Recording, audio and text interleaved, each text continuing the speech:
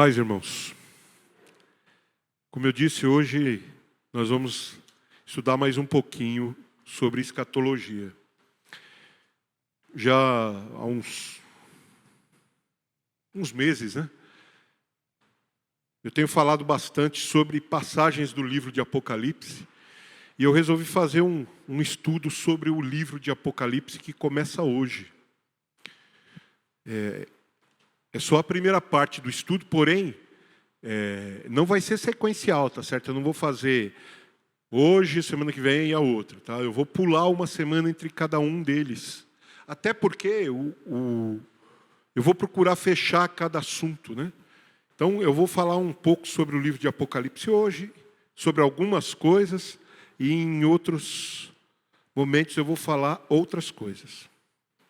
A palavra Apocalipse vem do grego apocalipsis, que se traduz por revelação ou ação de descobrir, tirar o véu. Logo, Apocalipse é o livro onde Deus revela, ou onde Deus descobre o que estava oculto ao longo das eras. Apocalipse trata do cumprimento do reino messiânico anunciado no Antigo Testamento, nos Evangelhos e nos primeiros capítulos do livro de Atos dos Apóstolos. O Apocalipse é um livro de esperança. Esperança significa uma expectativa feliz. O Senhor vitorioso certamente retornará e o reino de Deus com certeza será estabelecido. Nós vamos ler primeiro Apocalipse capítulo 11, do versículo 15 até o 17. O sétimo anjo tocou a sua trombeta, e houve no céu grandes vozes, que diziam: os reinos do mundo vieram a ser do nosso Senhor e do seu Cristo, e ele reinará para sempre. E os 24 anciões, que estão assentados em seus tronos diante de Deus, prostaram-se sobre os seus rostos e adoraram a Deus, dizendo: graças te damos, Senhor, Deus Todo-Poderoso, que és, que eras e que hás de vir, que tomaste o teu grande poder e reinaste. Então, o centro do livro de Apocalipse é o estabelecimento do reino de Deus. Todos os eventos que ali acontecem, e o livro de Apocalipse é um livro extremamente simbólico, né? Ele tem muitos símbolos e coisas de, vamos dizer assim, de muito interesse, principalmente para o judeu, né? O judeu ele baseia seu estudo das Escrituras, seu estudo das palavras de Deus numa coisa chamada Cabala. A Cabala é como uma numerologia típica do judeu. E alguns números têm valores que têm um significado muito especial para eles. Então a gente sabe, a gente já estudou aqui as 70 semanas de Daniel, né?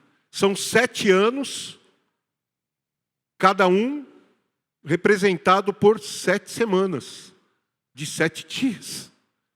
É uma coisa complicada, mas para eles é comum.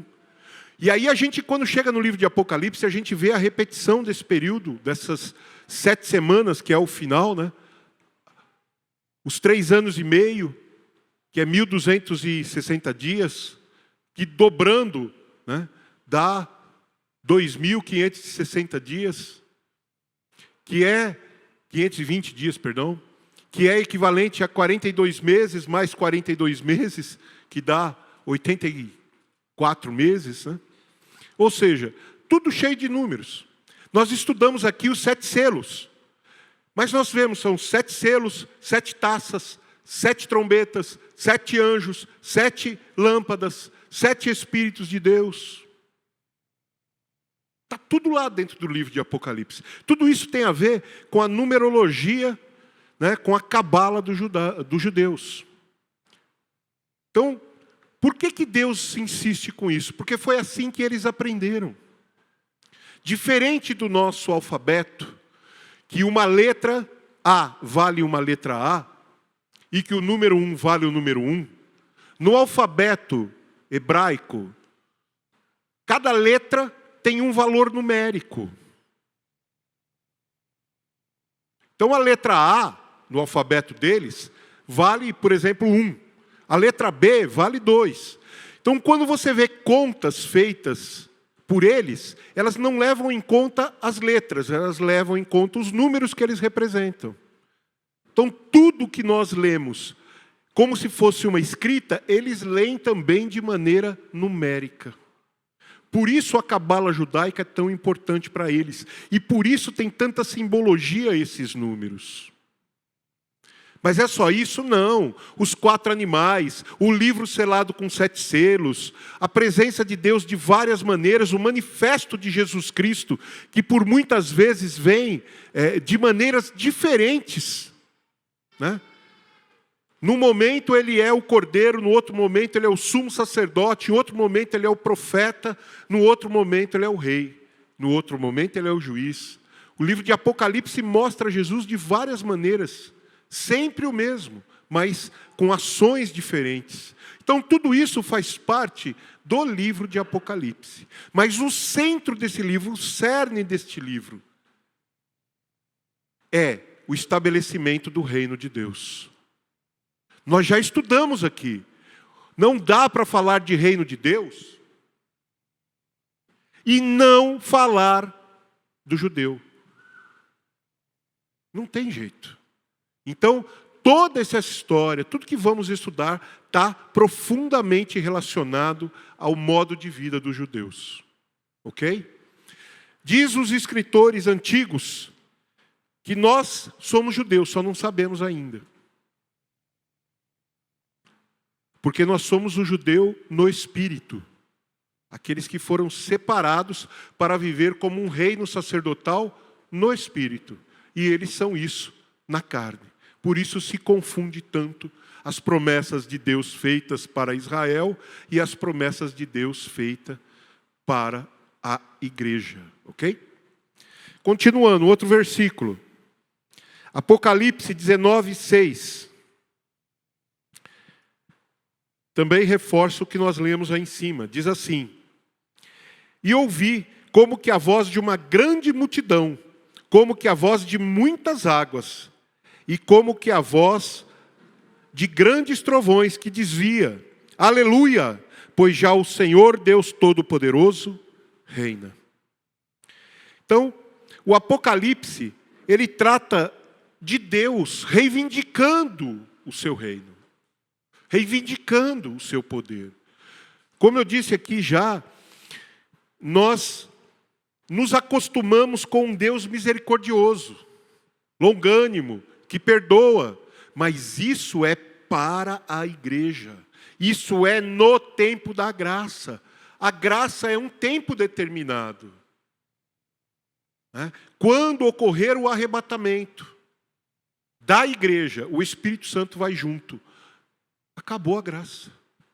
Os homens voltam a viver uma vida olho por olho, dente por dente. Haverá salvação? Haverá. Durante esse tempo, milhares de pessoas se salvarão. Porém, a grande maioria delas será morta imediatamente após assumir a sua fé em Jesus Cristo. Hoje, nós erramos, acertamos, confessamos a nossa fé e está tudo bem. Porque estamos no período da graça, no tempo da graça. O Espírito Santo intercede por nós. O sangue de Cristo tem valor sobre a nossa vida. Quando acabar esse tempo, a redenção não será mais pelo sangue de Cristo.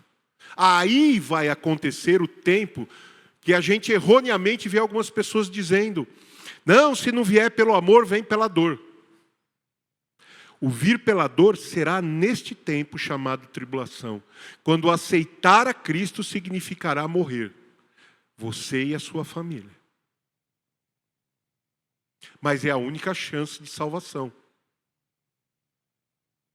Então, o Apocalipse é como que uma reivindicação de Deus, do seu poder, da sua autoridade, que as pessoas não reconhecem. O conteúdo do Apocalipse esclarece como Deus leva adiante a série, de profecias dos profetas do Antigo Testamento, principalmente em conexão com o livro de Daniel, que nós já estudamos algumas coisas aqui, mas também com Ezequiel, que nós já vimos, Isaías e Moisés. Então, existem milhares de profecias para o povo de Israel. E o cumprimento de muitas dessas profecias se dará neste tempo, chamado tribulação. O tempo do Apocalipse, em que o Apocalipse estará se cumprindo. Apocalipse é revelação, ou seja, Deus deu a um homem chamado João, que estava preso, isolado, numa ilha que era um rochedo no meio de um mar, chamado... Quem lembra o nome? Patmos. Ilha de Patmos. Ele estava preso nesse lugar. Já havia alguns anos que ele estava lá. Ele não tinha contato com a igreja, ele não sabia o que estava acontecendo. Mas ele era um apóstolo do Senhor. E, insistentemente, ele fazia oração pela igreja. E pedia a Deus que lhe revelasse o que estava acontecendo. E Deus lhe revelou. Lhe mostrou as coisas que estavam acontecendo, as que iriam acontecer logo depois e as que seriam no fim dos tempos.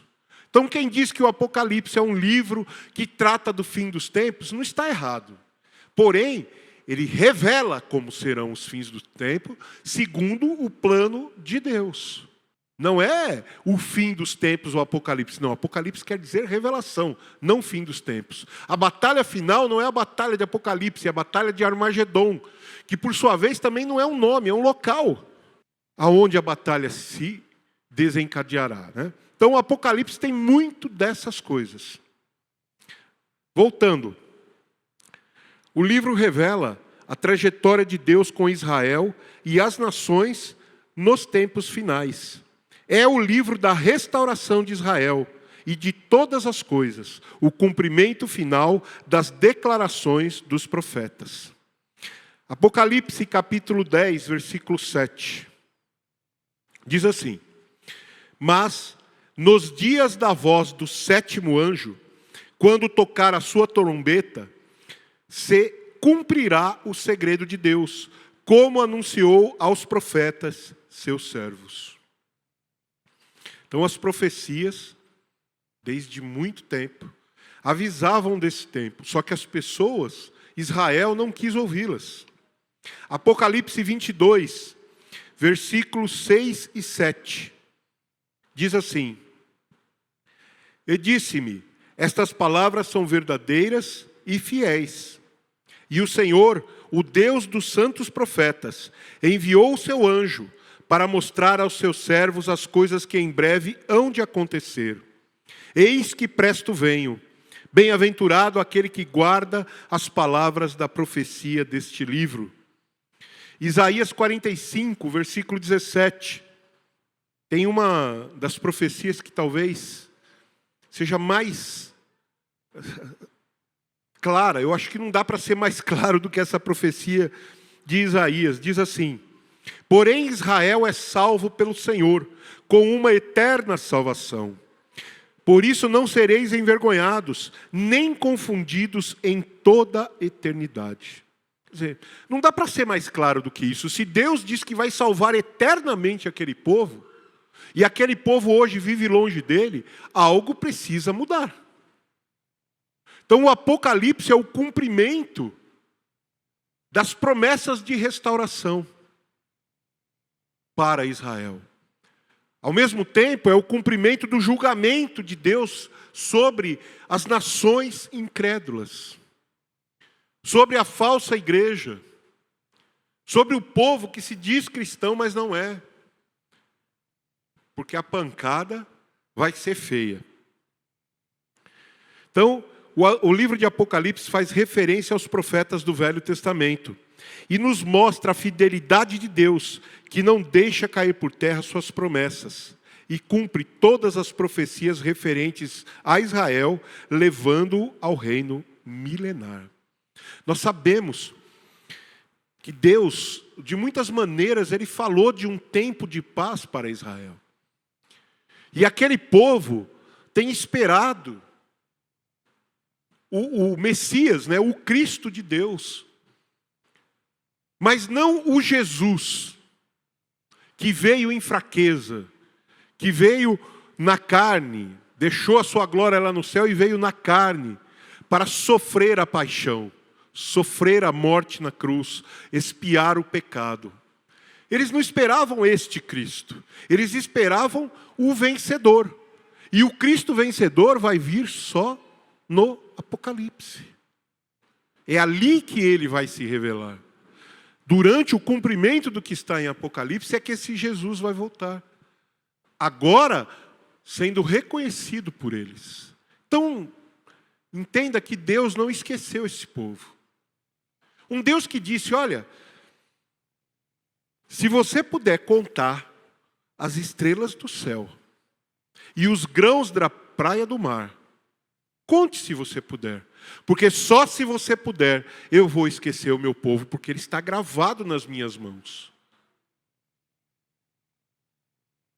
Então a gente não pode imaginar, e aí a gente acaba batendo de frente com a Igreja Católica, até com a Igreja Reformada, a Igreja Protestante Reformada, porque muitos hoje, né, eles dizem que eles são o povo de Deus. Por exemplo, para quem não sabe, a Congregação Cristã do Brasil. Se você é membro da Congregação Cristã do Brasil, você não pode sequer orar com uma pessoa de outra igreja, porque isso é contaminação. Você não pode visitar alguém da sua família que não seja da congregação, porque isso é contaminação. A igreja tem que se manter santa, pura, separada, porque ela é herdeira das promessas de Deus. E você só é herdeiro das promessas de Deus se você for da congregação. Sabe como é que chama isso? Seita. Todo lugar onde você só alcança a salvação através daquele lugar é um engano de Satanás. Porque a salvação é pelo sangue de Cristo, não é pela porta através da qual você descobre essa verdade. A porta é apenas a porta. Um braço é apenas um braço. A salvação é de Deus. E ela não vem exclusivamente para um grupo. Ela vem para pessoas. Você não será salvo porque é desta comunidade, daquela ou daquela outra. Você será salvo porque tem fé em Jesus Cristo. Porque sobre você está o sacrifício de Jesus. Então não confunda. Está cheio de seita por aí. Congregação, Adventista do Sétimo Dia, Testemunhas de Jeová, Mormons e muitos outros que se dizem cristãos. Quando a gente leva as coisas ao pé da letra, até a Igreja Católica já se tornou uma seita. Por quê? Porque lá você tem que passar por Maria para chegar a Jesus. E para o céu não existe atalho, meu filho. A palavra de Deus nos ensina que Jesus é o único caminho, a única verdade, a única vida e que ninguém vai ao Pai se não for através dele. Então Maria, como a Bíblia ensina, foi uma mulher virtuosa, uma mulher que ofereceu a sua vida pelo evangelho que nós vivemos e que merece ser louvada, mas ela não é a mãe de Deus. Deus não tem mãe. Entende? Ele não nasceu da vontade da carne, nem de um homem, nem de uma mulher. Nasceu do Espírito. Deus não foi lá, se fez homem e fecundou o óvulo de Maria. Não tem óvulo de Maria nessa história. Jesus se fez vida lá dentro, cresceu e se desenvolveu lá dentro. Usou como uma barriga de aluguel, não tem nada de Maria em Jesus. Mas ele a respeitou como mãe. E isso é algo para se considerar, porque ele cumpriu a palavra, honra teu pai e tua mãe. Mas isso não quer dizer que a gente tem que botar uma imagem dela no andor e sair por aí carregando. Aliás, o contrário. A Bíblia diz que devemos adorar só a Deus. Não devemos fazer imagem de escultura para nós. E aí? Como é que fica? Até comentei aqui, no sábado, eu e a Flávia, junto com o Zé Roberto e a Márcia, a esposa dele, as nossas famílias, nós fomos numa bodas de prata de um casal amigo da Flávia e da Márcia, de quando elas eram ainda mocinhas. Bodas de prata, 25 anos. E nós fomos lá, dentro da igreja católica. Tanto eu, quanto a Flávia, a Márcia, o Beto, a gente de vez em quando olhava um para a cara do outro, porque a gente não lembrava de tudo daquele ritual da missa. A Flávia, a Márcia, a Flávia era, como é que fala? Catequista da igreja, né? Carola. Eu também vivia lá, do mesmo jeito, em outro lugar. O Beto.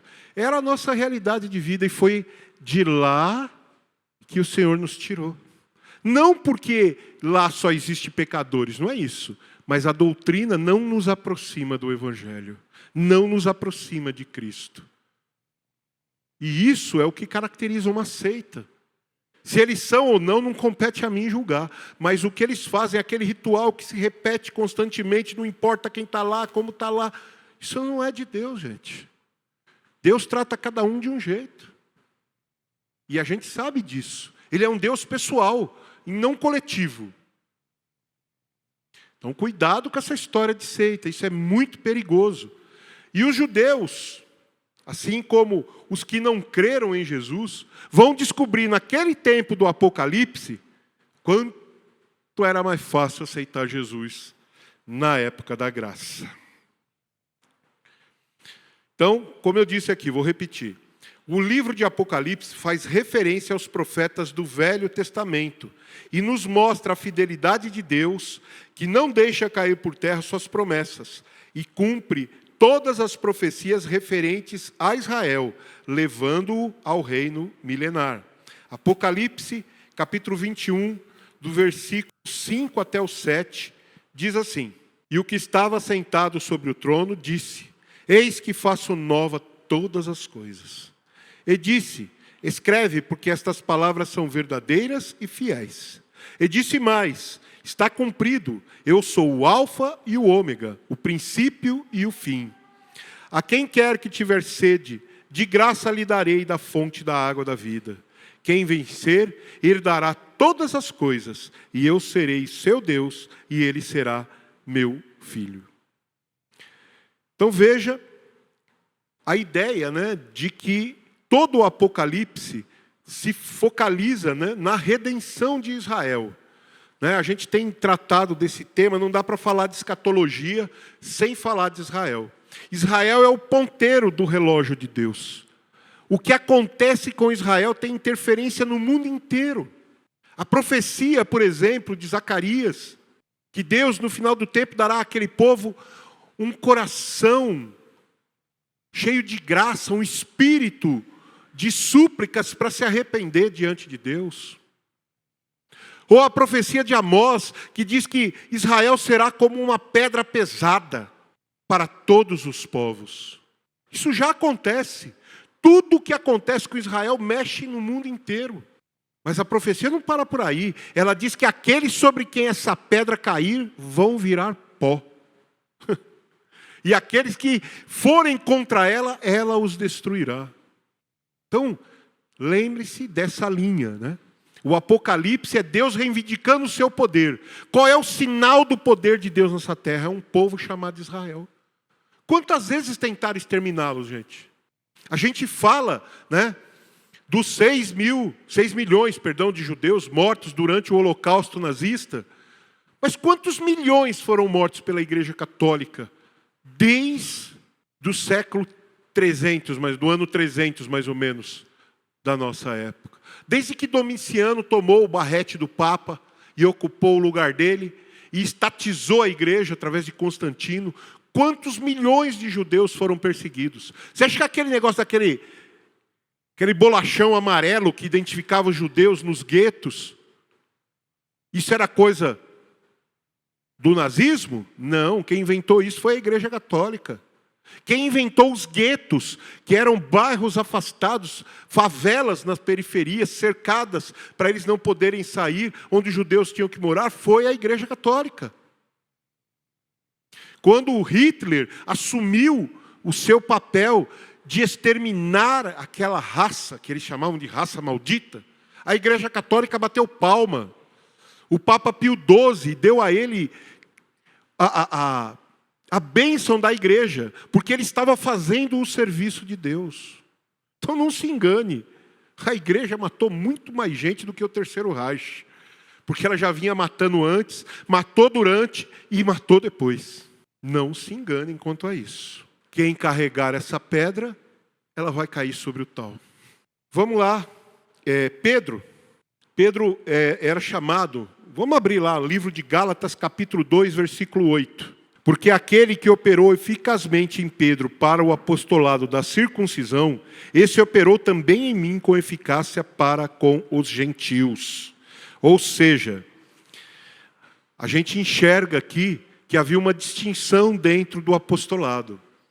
Paulo recebeu a missão de pregar aos gentios.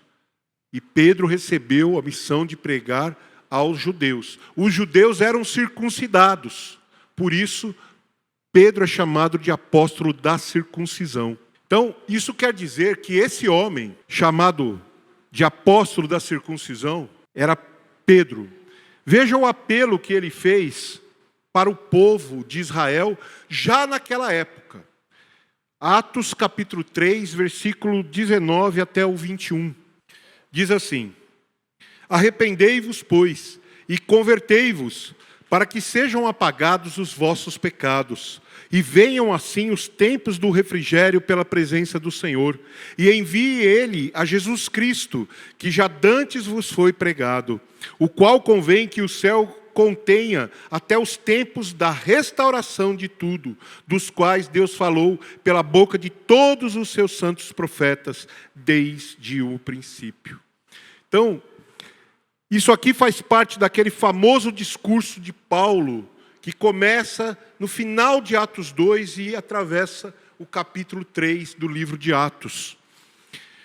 Veja que ele já fez esse apelo, porque esta redenção de Israel é o desejo do coração de Deus. Deus quer ver aquele povo voltado para Ele. Nós sabemos que eles não se converteram naquela época. Foram poucos os que aceitaram, né? E agora eles vão ter que encarar um tempo pesado, que é esse tempo que o Apocalipse fala de várias maneiras. Mas como a gente disse aqui, isso está nos profetas também. Então vamos ler Jeremias capítulo 30, versículo 7.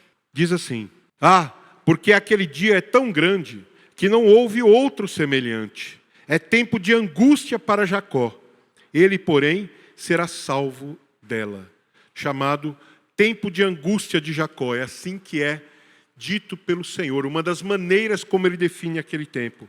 Outra profecia sobre esse período está em Isaías 33, versículo 2. Diz assim: Senhor, tem misericórdia de nós. Por ti temos esperado. Sê tu o nosso braço cada manhã, como também a nossa salvação no tempo da tribulação. Então, também é chamado aquele período de tempo da tribulação. Tudo isso se refere àquela tribulação que Jesus também falou, que haveria sobre a terra, né? Então, depois de ler tudo isso, a gente tem que concordar. Como eu falei, tudo no Apocalipse tem a ver com os hebreus, tem um caráter hebraico, um caráter judaico. A gente não pode esquecer disso. Muitas visões, as imagens, os anjos, os números, os objetos, tudo isso remete ao Velho Testamento, a coisas que foram ditas durante o período da lei, né, da vigência da lei. Apocalipse capítulo 1, versículo 1 e 2. Revelação de Jesus Cristo, a qual Deus lhe deu para mostrar aos seus servos as coisas que brevemente devem acontecer. E pelo seu anjo as enviou e as notificou a João, seu servo, o qual testificou da palavra de Deus e do testemunho de Jesus Cristo e de tudo o que tem visto. Então entendam isso aqui. Revelação de Jesus Cristo, ao qual Deus deu a Jesus, e Jesus deu a um anjo, e o anjo trouxe para João. Então Deus disse o que iria acontecer para Jesus, Jesus mandou um anjo dizer a João, para que João avisasse a todos nós. Então é isso que está dizendo aqui. Isso aqui já é uma figura do Velho Testamento. Porque no Velho Testamento, muitas vezes Deus se manifestava através de um anjo. Eu não irei contigo, mas vou enviar o meu anjo. Tá certo? Então, isso já é um prenúncio.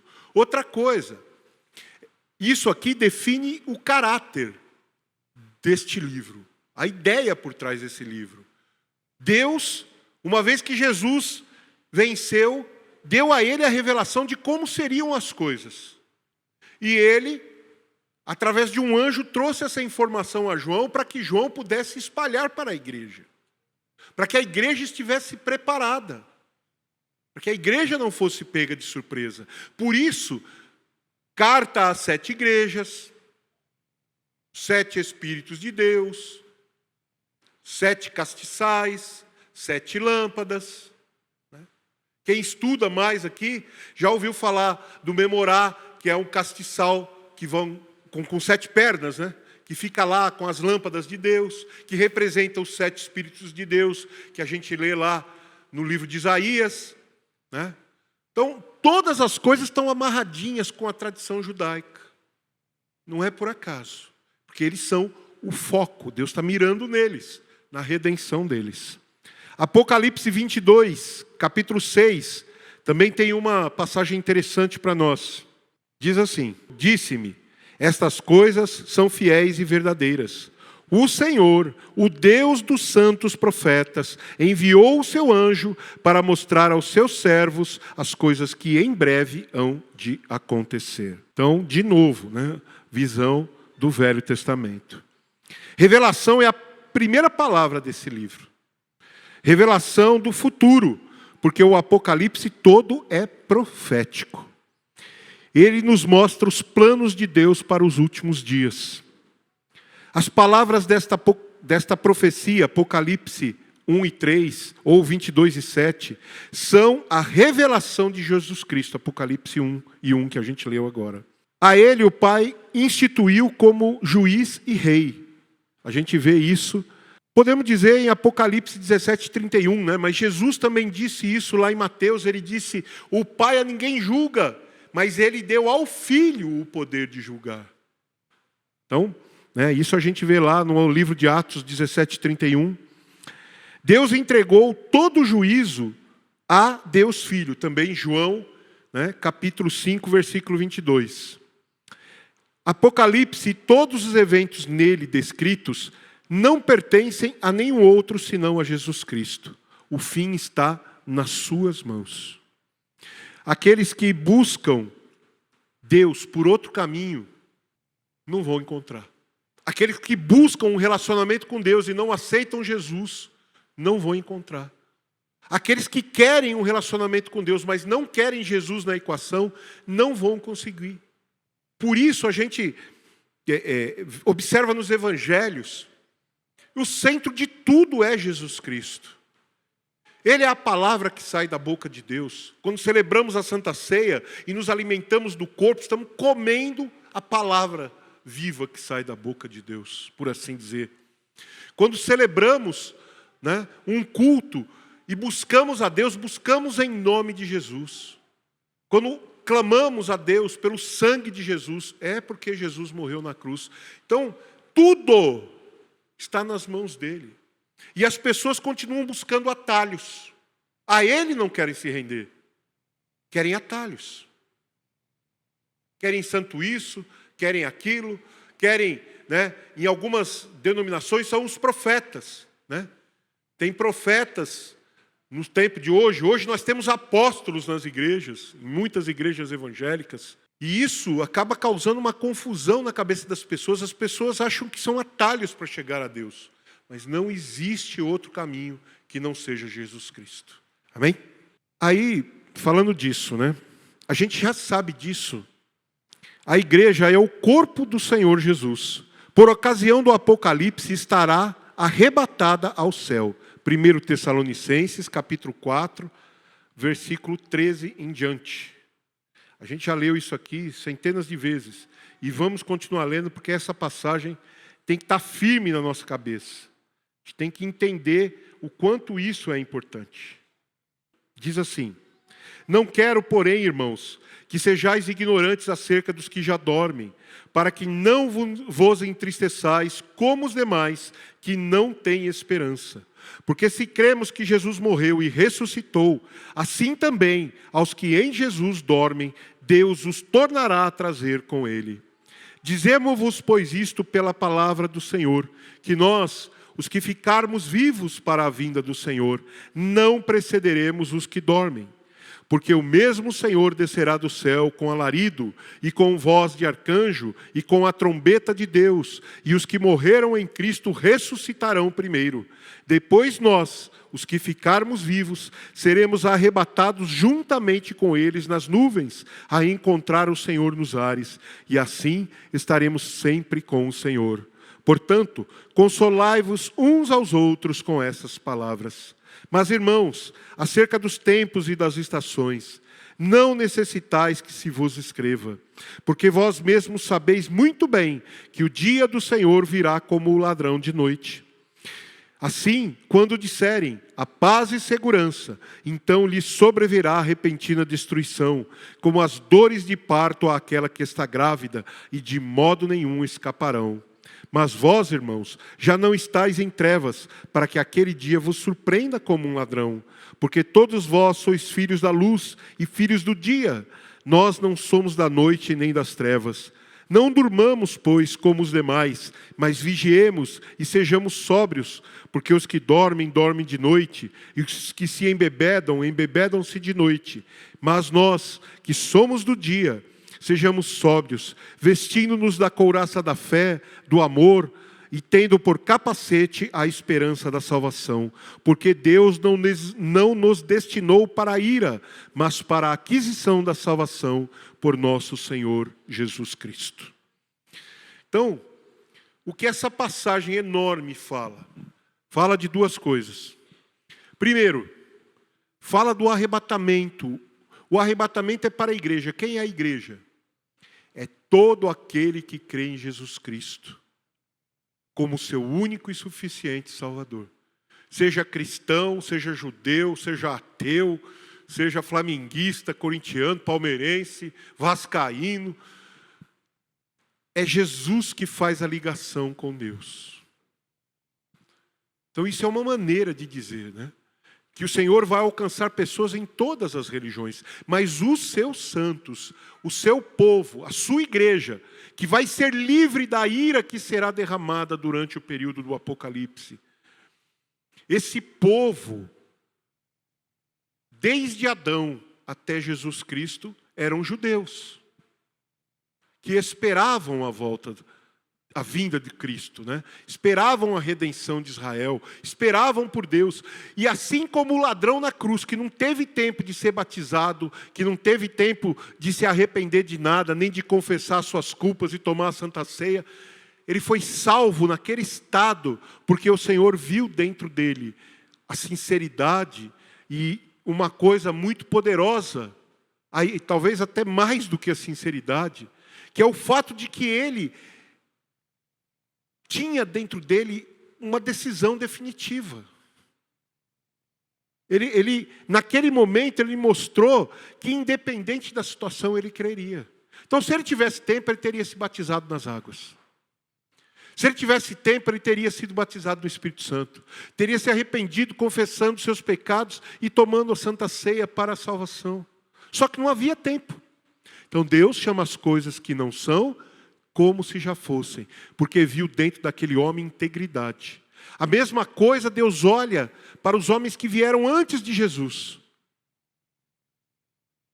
Eles não o conheceram, não experimentaram essa graça na qual vivemos, mas profetizaram sobre ela, anunciaram, mantiveram a palavra viva para chegar até nós. Deus enxerga nessas pessoas integridade. Então Deus olha para eles e enxerga neles como se eles já fossem perfeitos. Eles fazem parte da igreja. A mesma coisa acontece com a gente. A gente vai muda um pouco aqui, muda um pouco ali, de um dia de um jeito, outro dia de outro. As coisas vão mudando na nossa vida à medida que o Evangelho se torna parte de nós. Não muda de uma vez. Essa coisa que a gente vê em algumas igrejas, que uma vez que você aceitou Jesus, agora você é um salvo, você é um novo convertido, e tá. Isso é conversa, gente, isso é balela, isso não é assim. A palavra diz que aquele que perseverar até o fim, será salvo.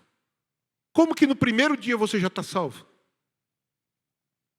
É óbvio, se você creu de verdade, com aquela integridade, tomou a decisão, você vai mudar gradativamente, mas você não vai deixar de seguir ao Senhor. E é isso que o Senhor olha. Se você cair no meio do caminho, você não chegou, mas você estava tentando. Para Deus é como se você tivesse chegado lá. Então, a igreja vai ser arrebatada. A igreja é a junção dos que estarão vivos crendo em Jesus e dos que morreram crendo em Jesus. A igreja estará no céu. E aí vem a segunda parte, que diz que a igreja não está em trevas, mas o mundo está. Então o mundo vai ser pego de surpresa, mas a igreja não, nós estamos esperando a volta do Senhor. Desde o momento em que ele ascendeu aos céus lá no livro de Atos, versículo 9.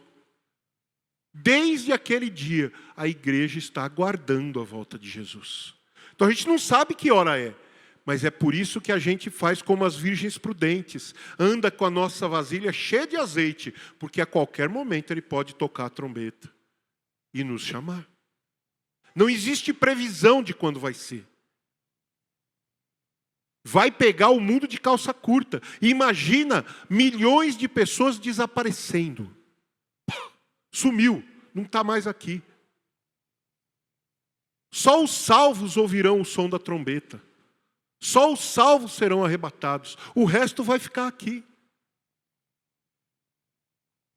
Olha que desespero. Não haverá uma família em que ninguém suba. Ainda que não suba um filho, né, que nem um filho suba, nem um pai, nem uma mãe daquela família, mas um tio, um avô, um primo, um amigo, um colega, alguém vai ficar sabendo. Isso vai ser um impacto no mundo. E por que o Senhor vai fazer isso? Porque nós não fomos destinados para aquela ira. Aquele período de ira em que Deus vai se vingar dos incrédulos não alcança a igreja, porque a igreja foi remida pelo sangue do Cordeiro. Mas o resto do mundo, como nós já lemos aqui, 7 selos. Primeiro selo, um cavalo branco que vai dar autoridade ao diabo para reinar sobre a terra. Segundo cavalo, um cavalo vermelho, que vai trazer guerra sobre a humanidade. Terceiro selo, terceiro cavalo, um cavalo amarelo, pálido, raquítico, a fome.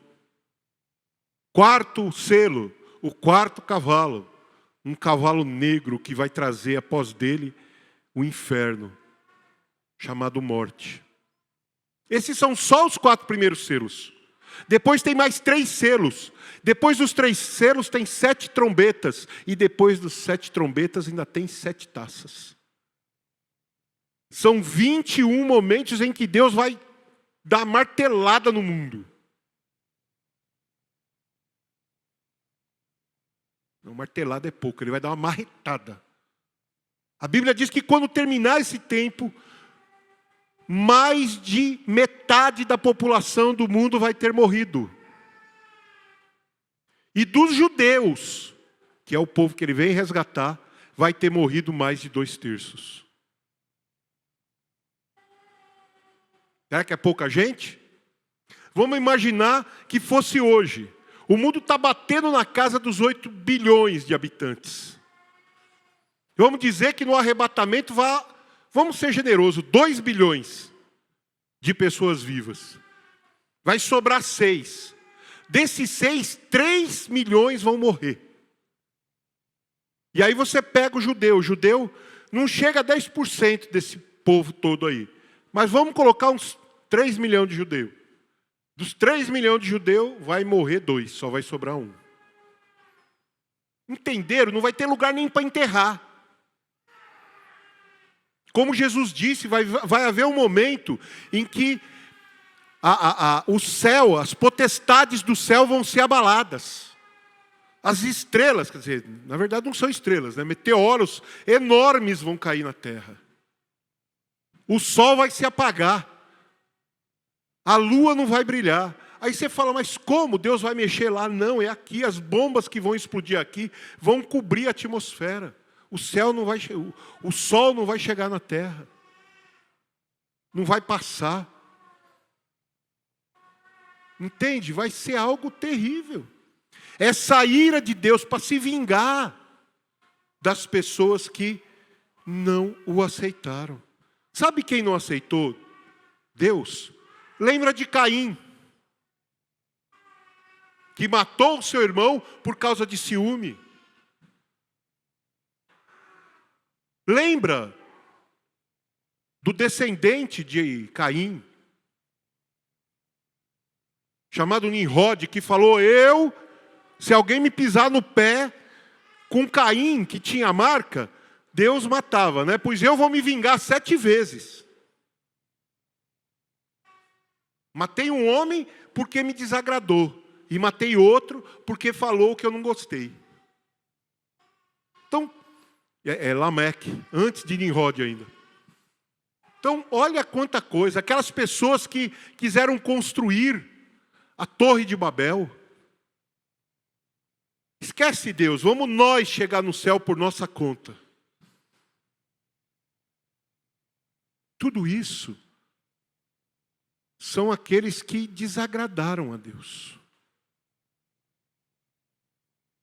E se você não acredita, está cheio de gente assim no mundo hoje, com esse coração duro. Pessoas que espalham veneno. Pessoas que querem contaminar as famílias, acabar com as famílias tradicionais.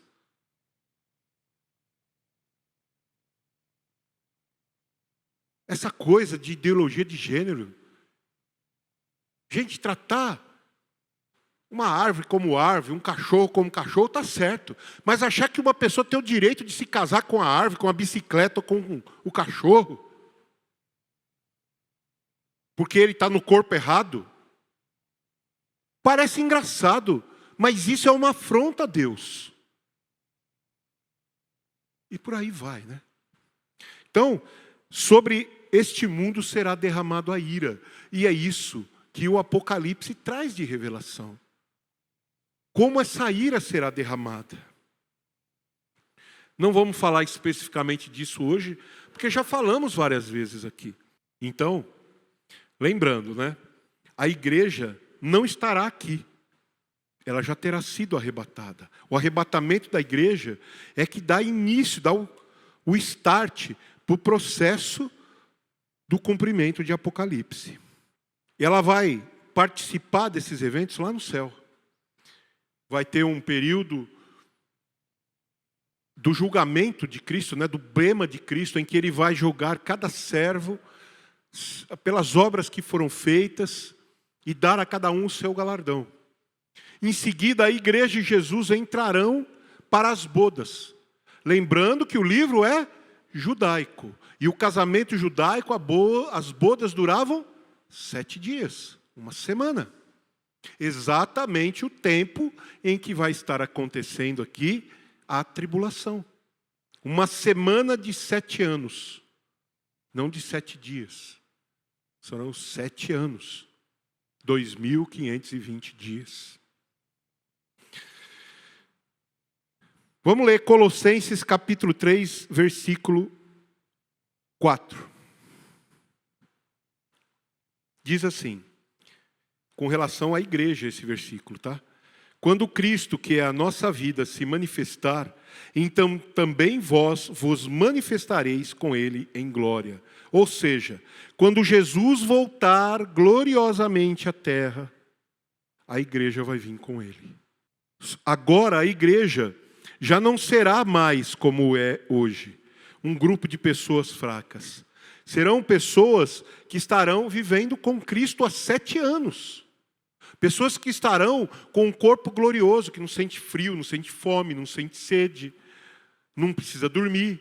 Então, estarão como Cristo, serão como os anjos do céu. E estarão para lá e para cá servindo a Cristo durante o tempo que ele estiver na terra. Então, a igreja vai se manifestar junto com Jesus. Promessa de Deus. Então, recapitulando. Deus Pai deu a revelação ao Filho para mostrar aos seus servos, ou seja, a revelação destina-se a mostrar aos servos de Deus nas igrejas o que em breve há de acontecer. Conforme a gente já leu lá em Apocalipse, capítulo 1, versículo do 1 ao 4. E no 22, do 6 e no 16. A igreja deverá estar informada sobre o plano de Deus. Apocalipse 22, 16, que a gente já leu. No entanto, trata-se também daqueles que viverão como servos de Deus nos tempos apocalípticos. Para estes, o registro será infinitamente mais importante. Deus começou a falar disso, sabe quando? Por Moisés. Deuteronômio, capítulo 32, versículo 43. Finalzinho do livro. Jubilai, ó nações, o seu povo, porque ele vingará o sangue dos seus servos, e sobre os seus adversários retribuirá a vingança, e terá misericórdia da sua terra e do seu povo. Lá Deus já falava, mas só aí? Não. Apocalipse 19, lá no finalzinho da Bíblia, versículo 2, diz assim: porque verdadeiros e justos são os teus juízos, pois julgou a grande prostituta, que havia corrompido a terra com a sua fornicação, e das mãos dela vingou o sangue dos seus servos. Então, veja bem que essas passagens, esse momento de vingança, a Bíblia fala muito dos servos. Vingou os seus servos, o sangue dos seus servos. Desde o início, lá em Êxodo, na saída do Egito, Deus chama o seu povo de servo. Os seus profetas, seus servos. Enviei os meus servos, os profetas. Sempre, em todo o tempo. Os apóstolos também eram servos de Deus. A igreja também é servo de Deus.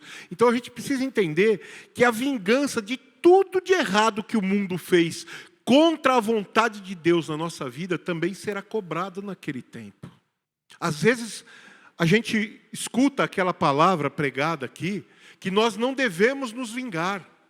Nós devemos deixar que Deus se vingue. Olha o peso disso. Tudo que alguém fez contra você que não era da vontade de Deus, será cobrado dessas pessoas ou dos seus descendentes nesse tempo. E aí você pensa, mas e os que já morreram?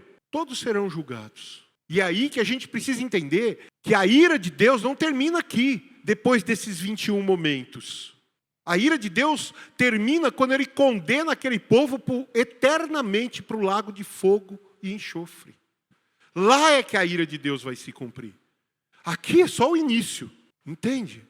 Essas pancadas, essa dureza, é um castigo de Deus para ver se as pessoas acordam. Para ver se os seus servos que estão ali no meio despertam e param de crer em besteira e creiam nele de verdade. Então esse é o ponto. A gente não pode esquecer. E no Antigo Testamento, Deus chamava os seus servos. Aliás, no livro de Amós, capítulo 3, versículo 7, ele diz uma das profecias mais importantes a respeito da revelação de Deus. Ele diz assim, certamente o Senhor Deus não fará coisa alguma sem ter revelado o seu segredo aos seus servos, os profetas. Às vezes estão para acontecer coisas aqui, e Deus mostra para um, mostra para outro, mostra para outro. Por exemplo, falando aqui de perto, o que aconteceu com a minha tia, que faleceu, teve aquele problema, ficou uns dias hospitalizada, fez a cirurgia. No dia que ela morreu, a minha cunhada Ana acordou desesperada. Ela teve um sonho na madrugada que a minha tia tinha morrido. Ela ligou cedo, chorando para a Flávia. A minha tia nem tinha morrido ainda, Deus já tinha mostrado que aquele dia era ir recolher. E ela estava bem, quando foi 2h da tarde. Ligaram dizendo que ela já tinha falecido. Entende? O Senhor não faz nada sem revelar. Às vezes vocês não sabem. Quanto o Senhor mostra para um, para outro. Às vezes alguém vem contar um sonho e acha que aquele sonho tem a ver com a vida dele. E às vezes aquele sonho é Deus dando uma direção para a igreja. É Deus revelando através de você algo que alguém estava orando. E você nem sabe. Entende? Mas isso é o cumprimento da profecia de Deus. Da mesma maneira como a gente vê lá no capítulo 1, versículo 1 de Apocalipse, que a gente já leu, eu vou reler aqui para vocês entenderem. Revelação de Jesus Cristo, a qual Deus deu para mostrar aos seus servos. Olha o que Deus fez. Deus arrebatou João. Deus estava lá na ilha, isolado. João, aliás. Deus foi lá e o arrebatou em espírito e levou ele para o céu para ver o que iria acontecer. Jesus mostrou a ele aquilo que o Pai tinha dito para ele, Jesus queria acontecer. E enviou um anjo lá, porque João sozinho não ia suportar. Então arrebatou João para mostrar todas essas coisas. É isso que a gente precisa entender. Isso a gente tem que trazer para a nossa vida. Deus não cuida só do povo de Israel, Ele cuida da gente enquanto estamos aqui. O foco de Deus é nos levar à salvação, nos levar até o momento do arrebatamento. Que a gente chegue lá alvos, que a gente chegue lá limpos, que a gente chegue lá sem mistura, que a gente chegue lá fiel, melhor do que somos hoje. Por isso Ele está trabalhando todos os dias. Mas entende, por favor, Deus não faz nada sem mostrar. Às vezes Ele quer que você vire para cá, vire para lá. Ele já falou na palavra 1, 2, 3, 4 vezes. Às vezes já até usou um vaso para dizer alguma coisa para você e você não acorda. Aí Ele vem e dá um sonho para alguém. Ou às vezes dá um sonho para você, cabuloso. E você acorda desesperado, com palpitação no coração, sem saber para que lado ir. E às vezes é a revelação de Deus. Porque Deus quer mostrar. O que Deus não quer é meninice. Não é porque Deus te mostrou algo que você é mais importante do que o outro. Não é porque Deus arrebatou um homem como João e mostrou a ele coisas fantásticas, como fez com Paulo, como fez com outros ao longo da história, como faz de vez em quando com o nosso mano Joel. Isso é para que a gente saiba que Deus está mostrando, está trabalhando, está agindo, está fazendo, está falando. E por que Ele está fazendo isso? Porque Ele quer nos salvar. A intenção da revelação de Deus é que a gente desperte para Ele. Como eu disse aqui desde o primeiro dia, estudar escatologia é estudar algo que nós não vamos viver. Porque a igreja não vai estar aqui.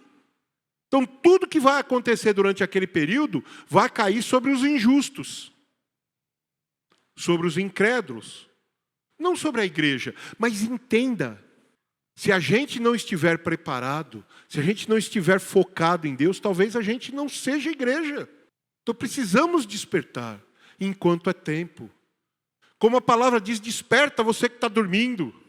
Levanta-te daí dos meios dos mortos. O que isso quer dizer para você? O mundo está cheio de gente que está andando, falando, comendo, bebendo, transando, fazendo um monte de coisa, mas está morto para Deus. Porque não se relaciona com Ele. E nós estamos no meio dessas pessoas e às vezes invejamos o que essas pessoas têm. Às vezes desejamos para nós a vida que essas pessoas têm, só que elas estão cortadas. Elas não têm aliança com Deus. E Deus quer que a gente entenda que essas pessoas vão para o inferno. E depois o inferno com elas dentro será jogado no lago de fogo. E a gente tem um convite muito maior, uma redenção gloriosa nos esperando. Então custa a gente dizer não para um monte de coisa nesse mundo, até que chegue o tempo do sim de Deus. É essa a nossa luta. Aprender a dizer não para nós mesmos. Aprender a deixar de agir como todo mundo age. Ah, todo mundo vai, eu vou também. Vá para o inferno junto com eles. O problema é seu, mas não é para isso que Deus te chamou. Agora, se você quer, Deus não vai lá no inferno te buscar. Você que escolheu ir para lá. Agora, se você está lá e quer sair, aí Deus vai lá te buscar. É diferente. Mas você quer passar por lá para experimentar? Então, é por isso que essa palavra é importante. Para mim, a maravilha do estudo da graça é que quanto mais eu examino, quanto mais eu me aprofundo em conhecer essas coisas, mais eu consigo agradecer a Deus pelo meu dia de hoje, pelas coisas que eu vivo hoje, pelo que Ele vai me livrar lá na frente. E é isso que o Senhor quer de nós. Deus tem solução para tudo. O problema é que nem sempre nós queremos ouvir o conselho dEle. Por isso, lembre-se dessas coisas. Tudo isso aqui é só um prenúncio, é só a primeira página de um livro praticamente. Eu li vários versículos aqui, mas eu ainda não passei da primeira página do livro de Apocalipse. Quanta coisa tem para a gente ver, quantos detalhes para a gente conhecer, mas conhecer como uma forma de ser grato a Deus, porque Ele está nos livrando desses problemas. Quando a gente examina lá as 7 igrejas, a carta às 7 igrejas, fala de coisas pesadas. E se a gente for ver, são características que a gente observa, não é na igreja, é no cristão, porque a igreja, em última análise, somos nós. Então a gente vê coisas que estão escritas nas cartas às 7 igrejas, que Deus está recriminando a nossa atitude. E às vezes a gente lê e não dá valor. Ah, isso aqui é muito simbólico, é lá na frente. Mas entende? Deus está falando conosco. E a sua palavra é de salvação para a igreja. Amém?